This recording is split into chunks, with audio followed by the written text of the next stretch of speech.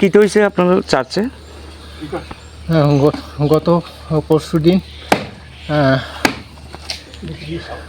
বৃষ্টি বাদল জন্য আমাদের চার্চ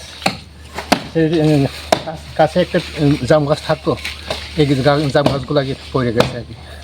যদি প্রার্থনার সময় যদি লোক থাকতো এখানে কোনো কিছু হইতো দুর্ঘটনা। এটা কোন জায়গা? এটা তখন বাপ্তিস্ট চার্চ বিশালগঞ্জ থানার। জায়গাটার নাম কি? জায়গাটার নাম জগাইবাড়ি। জগাইবাড়ি। তো আপনারা সবাই মিললে এখন এটা পরিষ্কার করতেছেন? পরিষ্কার করতেছে। প্রশাসন আইছে না? প্রশাসন কেউ আইছে না, আমরা নিজেরা করতেছি। আপনারা সবাই ব্যাপটিস্ট চার্চের? Baptist church.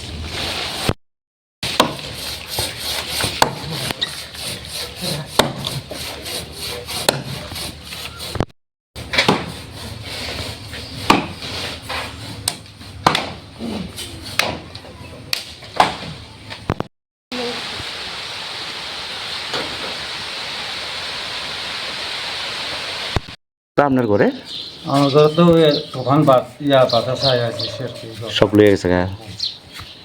এখন কিভাবে থাকেন এই ঘরের ভিতরে? ওই আর একটা আছে দিদির ঘর, দিদির ঘরে থাকছে। তো এখন কি চাইতেছেন? আমি সরকার থেকে কিছু ক্ষতিপূরণ। আপনার নাম কি? রামানন্দ দেব, এই জায়গাটার নাম কি? পরমনগর। তখন তো ঘরটা পুরোটা ভাঙিয়া ফেলে দেবো গা। বাংলা তো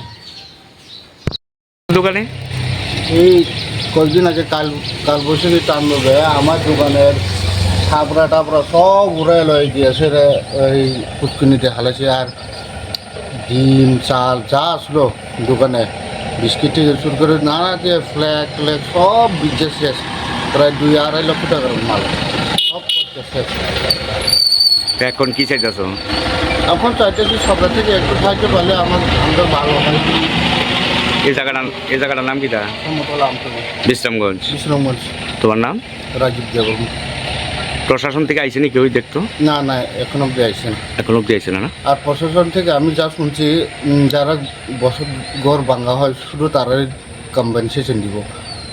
দোকান ব্যাপারে এখনো কিছু সিদ্ধান্ত হয়েছে না? সিদ্ধান্ত হয়েছে না। তাহলে কীভাবে আবার ব্যবসাটা চালু করবা? সব তো নষ্ট হয়েছে। এটাই সরকার থেকে আশ্বাস রাখছি, কোনো কম্পেনসেশন পাইলে ভালো হয়।